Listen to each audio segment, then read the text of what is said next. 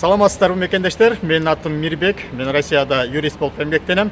Социалдык тармактар аркылуу менин жеке баракчамда Россия Федерациясында жүргөн мекендештерден суроо келип жатат.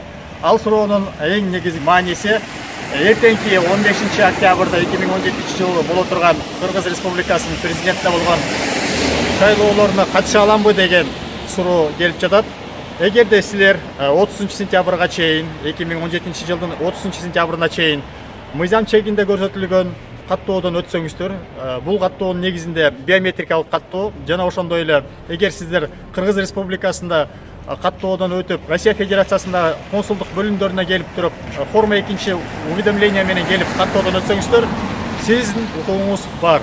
Эгерде 30 сентябрь 2017 жылга чейин жогоруда айтылган каттоодон өтпөсөңүздөр, же болбосо форма 2 уведомлениясын алып келип каттоонун тизмегине кирбесеңиздер, мыйзам чегинде сиздерден добуш берүүгө укугуңуздан четтетилесиздер.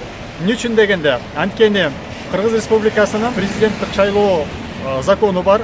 Ал закондун 15 берененин 4 пунктунда көргөзүлгөндөй, эгерде ар бир адам өзүнүн шайлоо участкаларында же болбосо шайлоо адрестеринде барбы же жок экенин, шайлоо болор күнүнө 15 күн калганда ошол өзүнүн укугун барбы, ошол өзүнүн тизмеси барбы же жокпу экенин тизмелеп алса болот.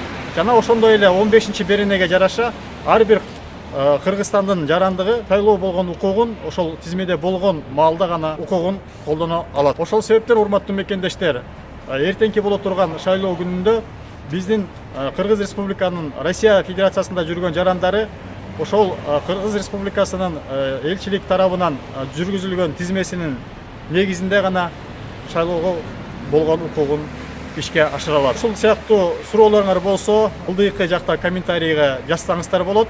Төмөндөгүдөгү ошол мыйзамдын нормаларын дагы жүктөп коем. Көңүл бургандарыңыздарга чоң рахмат.